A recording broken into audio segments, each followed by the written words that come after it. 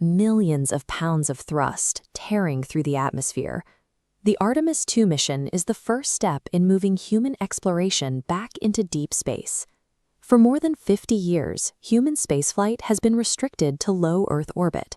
We've built space stations and launched satellites, but a crewed vessel hasn't traveled beyond our immediate planetary neighborhood since 1972.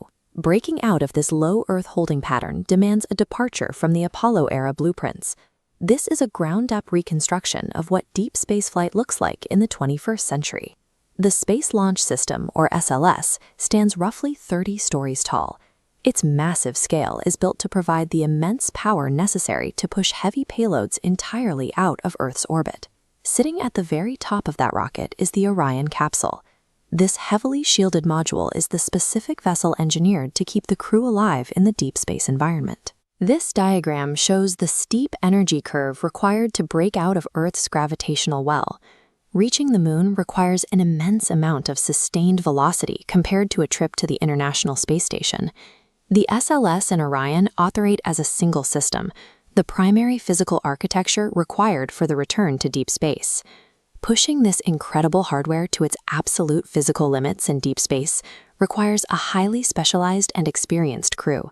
Commander Reed Wiseman will lead the mission, managing the complex operations within the capsule. Pilot Victor Glover takes the controls, responsible for physically flying the Orion vessel around the moon. They are joined by mission specialist Christina Koch, bringing decades of engineering, science, and orbital flight expertise, and Jeremy Hansen. These four are active test pilots tasked with verifying the Orion hardware. Their objective is to ensure it can sustain human life at the edge of its limits. This map traces the flight path. Instead of a direct orbit, the spacecraft flies a complex figure-8 slingshot trajectory around the moon and back. During transit, the crew will manually stress test the navigation, radiation shielding, and life support systems. Orion operates as a zero-gravity laboratory.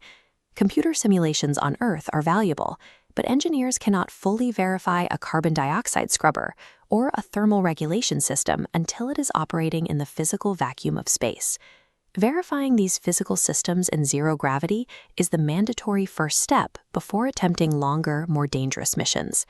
The highest tension of the flight occurs as the spacecraft approaches the massive, heavily cratered far side of the moon. As they slingshot around the back, the physical mass of the moon sits directly between the astronauts and Earth, completely blocking all radio signals. The crew will face a period of extreme isolation.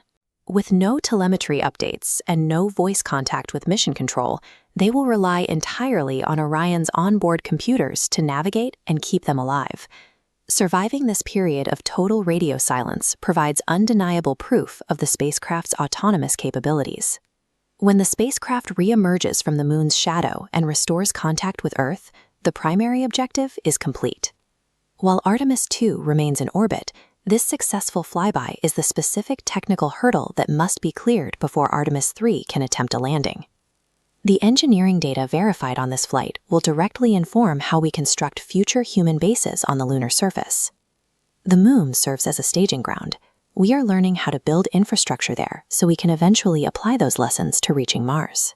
The success of this mission transforms the SLS and Orion from prototypes into flight-proven assets, moving the goal of a permanent lunar presence from a theoretical concept to an engineering reality. We are watching the blueprints of tomorrow transition into actual hardware today. This mission invites us to witness human exploration stretch outward into the solar system once again. To follow this journey as humanity heads back to deep space, hit subscribe, and we'll see you in the next video.